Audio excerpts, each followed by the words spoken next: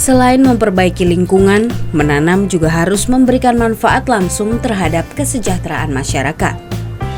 Walau diakui belum ada evaluasi mendalam dari semua kegiatan semacam ini, apakah antara penebangan dan penanaman sudah imbang atau belum? Meski begitu, pemerintah sendiri memang menyadari upaya penanaman pohon ini memang belum terlihat hasilnya. Meskipun begitu, upaya ini harus dilakukan secara kontinu. Dan menurut Wakil Gubernur Jawa Tengah Heru Sujatmoko, memang belum terlihat hasilnya.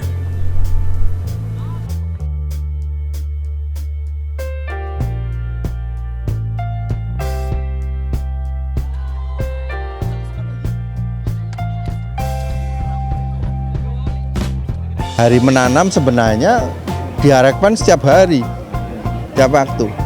Nah, oleh karena itu ketika momentum kayak gini sebenarnya kita ingin pertama saling mengingatkan bahwa gerakan menanam itu tidak hanya sehari dua hari, tapi berkelanjutan.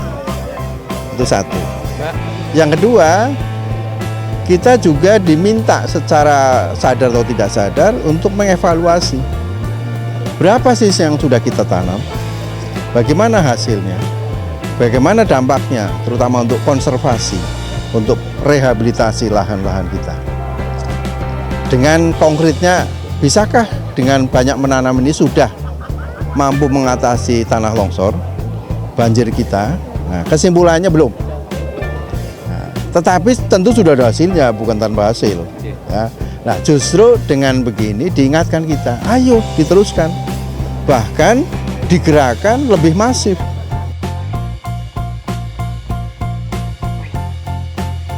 Karena itu, diharapkan dengan adanya kegiatan penanaman pohon dan pembagian bibit pohon kepada masyarakat yang dilakukan pada saat memasuki musim hujan ini akan menambah kelestarian lingkungan dan dapat mengurangi lahan kritis untuk mencegah banjir dan longsor.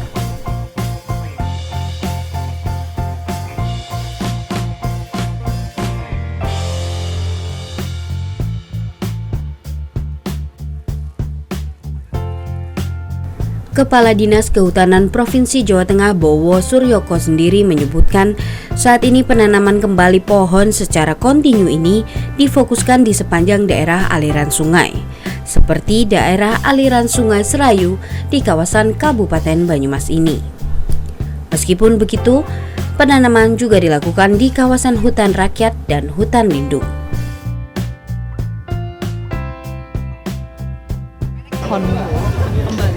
Jadi ini prioritasnya adalah daerah-daerah DAS. Ini kan sudah ada beberapa DAS yang daya dukungnya itu sudah menurun, sehingga perlu dipulihkan kembali. Salah satu pemulihan itu yang paling murah adalah dengan menanam vegetasi.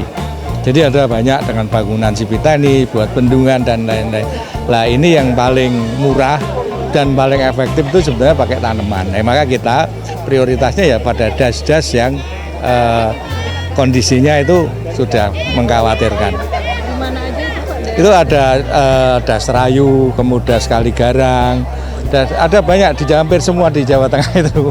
Jadi memang kondisinya memang cukup buruk. Iya, betul sekali. Itu rata-rata karena apa? Karena erosi atau karena? Karena masyarakat satu erosinya tinggi, masyarakatnya kurang peduli. Karena dia ya hanya mengejar atau mungkin karena ketidaktahuan mereka. Jadi banyak faktor yang menentukan bahwa DAS itu menjadi kritis. Juga yang di hulu-hulu di daerah hutan negara itu biasanya pembalakan liar. Dinas Kehutanan Provinsi Jawa Tengah sendiri mengakui bahwa upaya penanaman ini memang belum mampu menghilangkan kawasan kritis. Mengingat industri kayu dan hasil jadinya di Jawa Tengah ini tumbuh subur.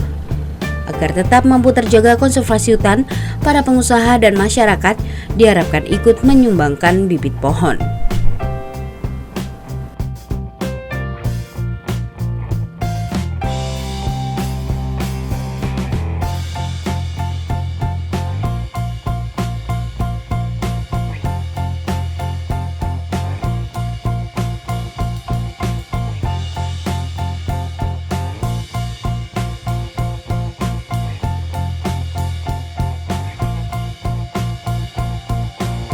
imbauan dari Pak Gubernur, ini semua perusahaan yang menebang kayu ini diharapkan nebang 1 nanam 5. Jadi kalau 1 pohon ya nanam 5 pohon. Ini sudah beberapa perusahaan ini sudah memang kayak tadi ada perusahaan dari Banyumas yang nyumbang 20.000 batang.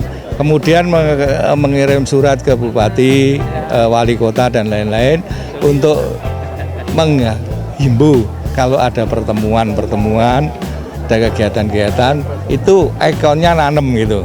Terus kemudian ada orang kawinan, orang supitan. Nih, dan sekarang sudah tiap-tiap sekolahan itu hampir di Cilacap tadi ngomong-ngomong sudah sekolahan digerakkan mau lulus itu nanem. SD 1, SMP 2, SMA 3, perguruan 4. Kalau itu tidak nanamnya tidak hidup, ijazahnya tidak diberikan. Kayak contoh itu sudah banyak kabupaten-kabupaten yang melaksanakan itu.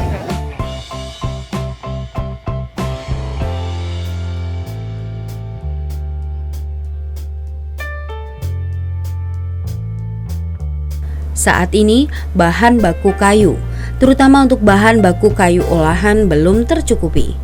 Dengan kebutuhan per tahun mencapai 5,1 juta meter kubik, sementara baru terpenuhi sebanyak 300.000 meter kubik. Kekurangan tersebut diambil dari wilayah Sumatera dan Kalimantan.